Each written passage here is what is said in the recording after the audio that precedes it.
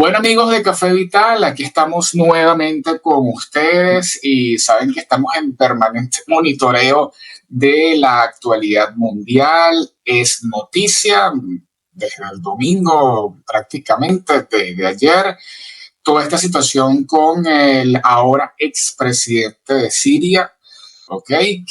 Bueno, que ya está, vamos a decir así, en calidad de refugiado, Bashar al-Assad, ¿no? Que estuvo gobernando entre el año 2000 y 2024.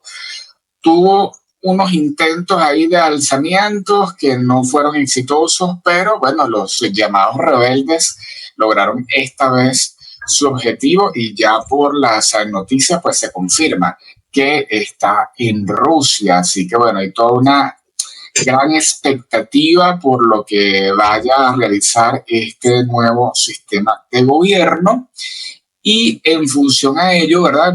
Toca definitivamente conversar con la internacionalista de la casa, Arle Flores, que ya está allí conectada para hablar acerca, bueno, de este tema que es noticia y que tiene definitivamente varias repercusiones globales. ¿Cómo estás, Arlen? ¿Cómo te encuentras? Hola, buenos días. Saludos a tu público y la gente que siempre está pendiente de los últimos acontecimientos, Víctor. Y gracias a ti siempre por la invitación. Oye, ¿cómo se pudo dar este avance tan rápido teniendo en cuenta, verdad, que hubo fallos en otras situaciones, ¿no? ¿Cuál fue lo clave para que en este momento lograran el objetivo? Creo que hay, bueno, un ambiente que ya lo hemos conversado anteriormente.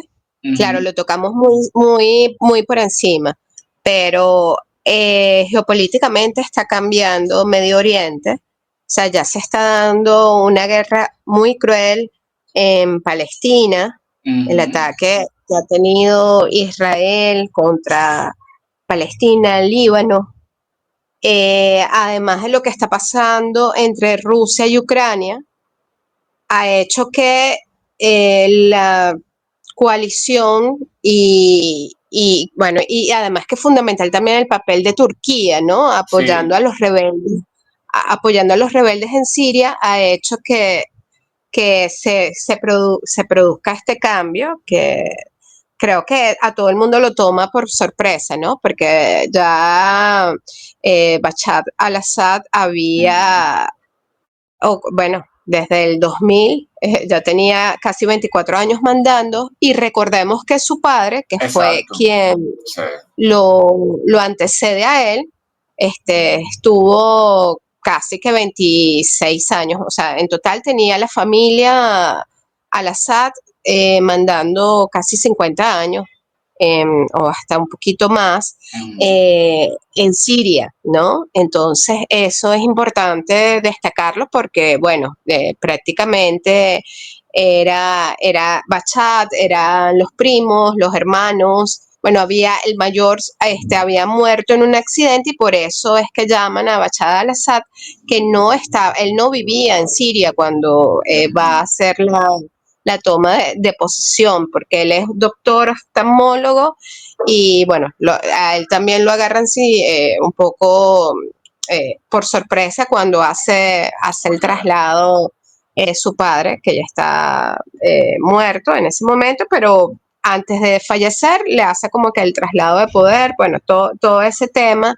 de ese tipo de gobierno que es Ujú. muy diferente, que nosotros como occidentales nos cuesta, Sí. eh, sí, nos cuesta percibir, pero claro, muchas de las familias árabes que se encuentran en nuestro país, en América Latina, pues sabe cómo funcionan estos tipos de gobiernos que para nosotros son difíciles porque, bueno, estamos acostumbrados a gobiernos más democráticos, ¿no? Exacto.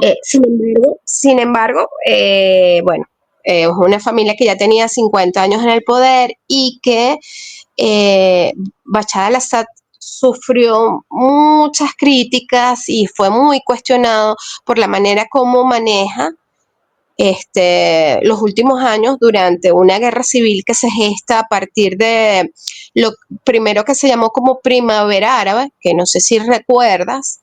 Eso estábamos 2004-2005 más o menos, cuando se da comienza bueno, no, un poquito más allá, 2010, cuando comienza la primavera árabe, no solamente en Siria, sino en otros países, bueno, en Egipto, en muchos países árabes, y eso fue una especie de revolución, de movimiento revolucionario por tratar de promover gobiernos más democráticos o gobiernos democráticos en realidad en los países árabes. Pero a raíz de eso, bueno, eso comenzó con una defensa por parte del gobierno sirio. Llegaron entonces otras facciones en ese momento que no tienen nada que ver con la democracia, que por cierto son justo de estas facciones que ganan el poder en este momento.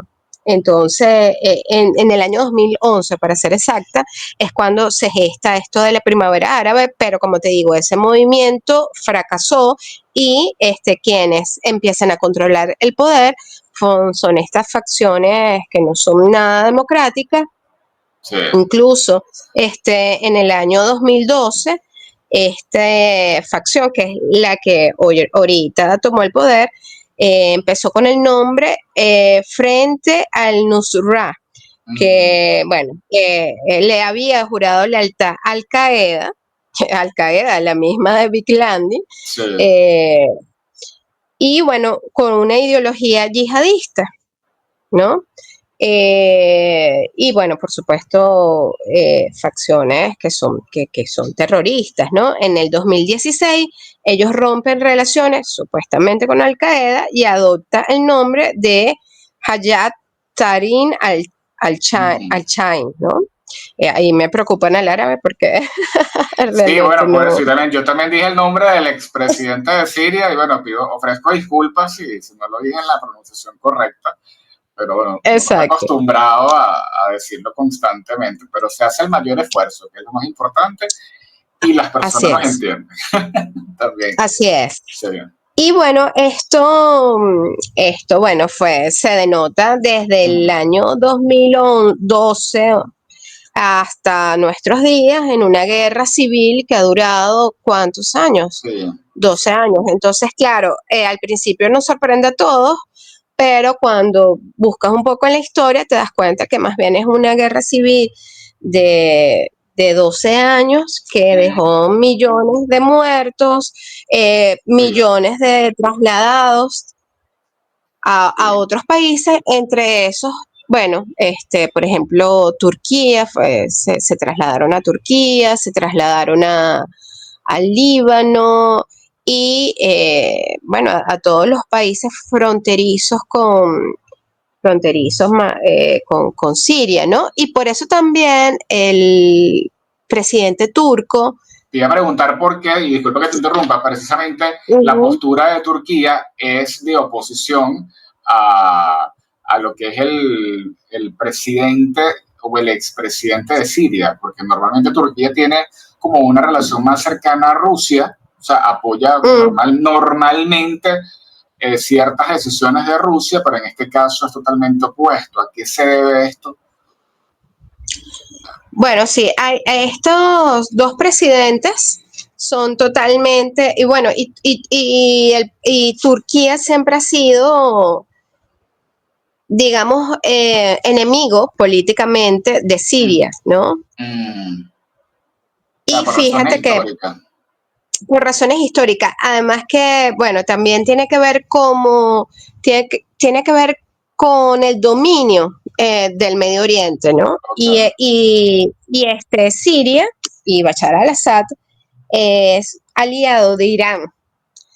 Y bueno, Allí y Arabia Saudita y Turquía son también aliados. Entonces ahí te pones a ver cómo claro. ese juego de ajedrez, ¿no? Se va moldeando hacia un lado o hacia el otro.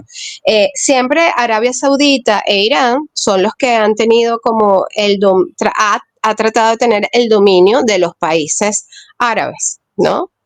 Okay. Y aquí sin meter aquí en el juego a Israel, que también tiene un papel Sí, predominante. sí, definitivamente. Entonces, sí, y en la facción religiosa del Islam hay dos facciones importantes, que es la de los sunitas y los Ujú. chiitas. Los sunitas ocupan el 90% prácticamente de la religión, o sea, ocupan la gran mayoría, esta facción sunita. Y los chiitas ocupan el 10%, ¿no? Que son, claro, igual son millones de personas, pero es el 10%, o sea, Claro. son una minoría. Y el gobierno de Irán, actualmente, y el que estaba en los últimos años, chiita, y Bashar al-Assad también pertenecía a esa facción de la religión que, que es un poco más moderada en relación a los sunitas, que son los que actualmente estos rebeldes pertenecen a los sunitas, ¿no? Okay. Y Arabia Saudita es sunita, ¿no? Entonces, por eso es que como que ese juego de ajedrez también tiene que ver con esa separación entre chiitas y sunitas. Entonces, ayer cuando se conoció la decisión, veíamos las calles festejando la salida de Bashar al-Assad, pero yo no sé si tú te diste cuenta, Víctor, que por una parte había gente corriendo ya, migrando de Siria. No Sí, sé si sí, sí. llegaste a ver esas imágenes. Sí, claro, porque es que el punto es que precisamente con esta descripción que nos estás dando de los antecedentes, estas nuevas personas que han tomado el poder, que precisamente no tienen una historia de paz, no se les puede decir que sean unos moderados, sino que, bueno, ciertamente ellos son un deslinde de Al Qaeda, pero eso no significa de que vayan a precisamente a ejecutar un gobierno con una democracia plena como se tiene visualizado acá en Occidente, ¿no? O sea que pudiese ser un gobierno con matices. Ciertamente hay ya personas liberadas, pero yo creo que la clave aquí es esperar los hechos, ¿no? Porque Exacto. realmente el perfil no es nada prometedor en el sentido de la democracia como se estima o como se espera para estos países, ¿no? Además que, claro, te escucho y yo digo, bueno, siempre se dice que o es democracia o no es democracia, pero yo pienso que Exacto. eso tiene matices, inevitablemente, Ujú. porque la democracia, por lo menos en Occidente, no necesariamente debe ser la misma en Oriente. Además que también el tema de la concepción religiosa influye mucho, ¿no? O sea, se mezclan allí como que muchos factores que le dan ese matiz a esa democracia o ese nuevo sistema de gobierno, ¿no? Exacto. Y que uno desconoce mucho y a veces, o la mayoría de las veces, uno lo ve con los lentes occidentales. Sí, sí, sí, Entonces es difícil ponerse los lentes de- o- eh, del Oriente y verlo a través de eso, ¿no? sí. Porque son muchos años de historia, muchos años también de alianzas entre gobiernos, como lo que te estoy contando de Arabia Saudita, Irán, Turquía.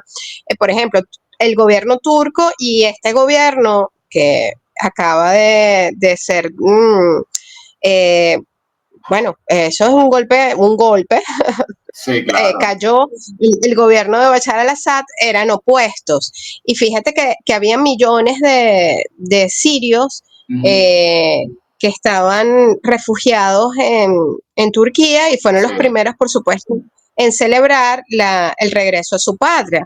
Pero sin embargo, como te estaba comentando, muchos están otra vez que estaban en Damasco, que se encontraban en gran parte de Siria, están preparando sus maletas, lamentablemente, también para irse del país, porque están huyendo, porque no saben qué es lo que puede pasar Sí, con señor, la este inestabilidad. gobierno. Y exacto, y si, bueno, llega a montarse, a tomar el poder Claro. totalmente, estos eh, bueno, rebeldes Sí. Oye, que lograron poner a Bashar al-Assad.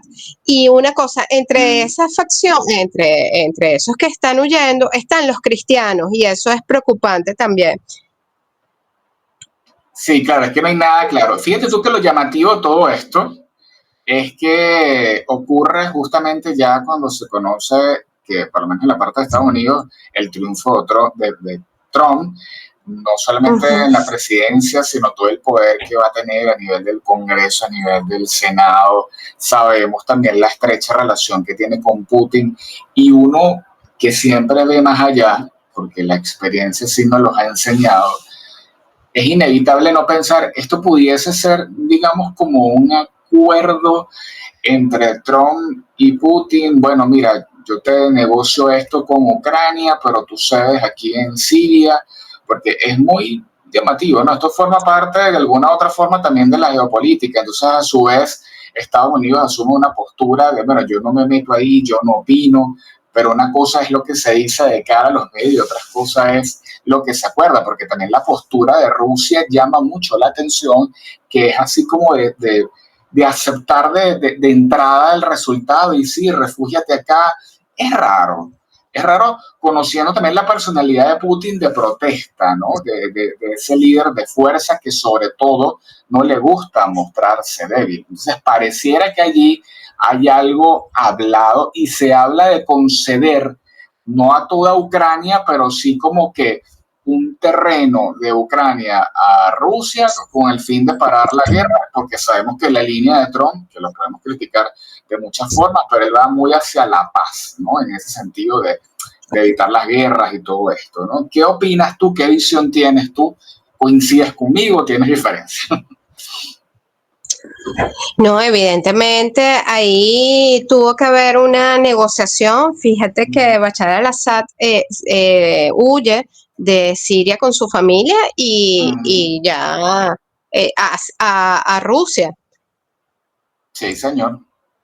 Sí, sí. Entonces, allí tú te das cuenta que, bueno, fue más que una victoria aplastante de los rebeldes, fue una negociación. Y Claro. otra cosa que también nos llama la atención, que el primer ministro de Siria está allí, ¿no? Sé que está allí esperando esa transición. Entonces, efectivamente, todo fue una negociación entre, me imagino, entre Rusia, Turquía, ¿verdad? Y los países que están allí involucrados.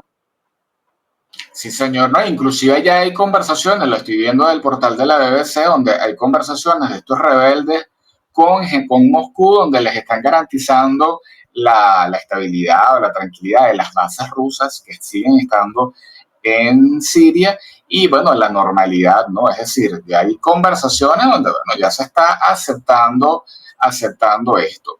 Ahora, de aquí a los próximos días, ¿cuál crees tú que sería entonces el papel definitivo de Estados Unidos? Pregunta número uno. Y lo otro es, ¿crees que de alguna u otra forma esto también pueda mover otras situaciones, otras realidades del Medio Oriente, ¿no? Que se puedan dar fenómenos similares o esto definitivamente es algo como que muy puntual y no pareciera tener una escalada, ¿no? Sí, fíjate que, bueno, hablando también de lo de Trump, Mm, no sé si también la gente vio que Trump se reunió con el presidente de Ucrania en Francia y Macron. Tuvieron ahí ok. una reunión los dos Eso fue con lo de la antes catedral, ¿no? Por la con visita lo de de la la catedral. Catedral de Notre Ajá. Dame, la reinauguración de la Catedral de Notre Dame, ellos hablaron. Entonces ahí también nos damos cuenta cómo Trump Sí, por supuesto, aún no está en el poder, pero ya está efectivamente negociando una Sí, posible paz o un nuevo, más bien, una nueva correlación de fuerzas en Medio sí. Oriente, evidentemente. Sí, sí, hay que ver cómo se desarrolla. Y bueno, para nadie es secreto la también cercana relación de nuestro gobierno venezolano con el expresidente de Siria. Digamos, a modo de opinión, porque todo está muy reciente, ¿cómo crees tú que pueda ser las nuevas relaciones de Venezuela con ese sistema en Siria? Porque realmente inclusive hay empresarios acá que son de ese país. ¿Tú crees que a nivel económico pues todo se mantenga igual o que nuestro gobierno asume una postura mucho más radical? ¿Qué información tienes tú acerca de la respuesta del gobierno venezolano? Porque esto ha sido tan rápido que yo no he podido monitorear ese punto. No, bueno, evidentemente va a haber un pronunciamiento en contra de lo que ha pasado, porque Mm, como dices, hay una comunidad importante de sirios en Venezuela y de esos sirios muchos apoyan el gobierno sí, porque, bueno, tuvieron muy buenas relaciones, Bashar claro, al-Assad. Claro, en los últimos años sí fue como distante porque, bueno, realmente la guerra civil afectó mm, muchísimo a ese país y por supuesto que casi no, porque te acuerdas que él vino a sí, Venezuela sí, sí, en varias claro. oportunidades cuando estaba el presidente eh, fallecido Chávez, ¿no? Mm, Entonces, eran relaciones bien cercanas y yo creo que obviamente va a haber allí un rechazo hacia lo sucedido. Sin embargo, creo que van a ser muy cautelosos de esperar sí, qué, qué es lo que va a terminar pasando. Y yo creo que eso es lo mejor que hay que hacer ahorita, porque no podemos como cantar victoria y esperar un gobierno democrático, como hemos venido hablando desde el principio de la conversación, porque es bastante difícil que eso pase. Más bien lo que hay que esperar sí. es que de verdad se conserve la calma, de que sea realmente un gobierno de transición y Mm, que de verdad sea lo que más favorezca al pueblo sirio, que es realmente el gran afectado de todo esto, ¿no? sí, sí, señor. Y hay que recordar también que cuando vemos el mapa, vemos que siguen habiendo facciones pro Bashar al-Assad, Mm, hay unos que son de los rebeldes, entonces cuando vemos el territorio está completamente dividido, entonces, claro. sí, ¿qué podría pasar? Que se divida este país lamentablemente por facciones políticamente antagónicas o incluso hasta religiosamente antagónicas, ¿no? Entonces hay que ser bien cautelosos a la hora de celebrar una falsa llegada de un gobierno Mm, democrático. Yo creo que más bien hay que ser cautelosos, esperar. De hecho, hoy va a haber una reunión en la ONU hablando precisamente de la situación en Siria. Entonces hay que estar como que muy atentos a estos últimos acontecimientos, Víctor. sí, señor. Sí, eso que tú dices es muy importante porque efectivamente, claro, el presidente ya no está allí, pero queda su grupo, quedan su grupo de leales y hay que ver la Yes. convivencia, ¿no?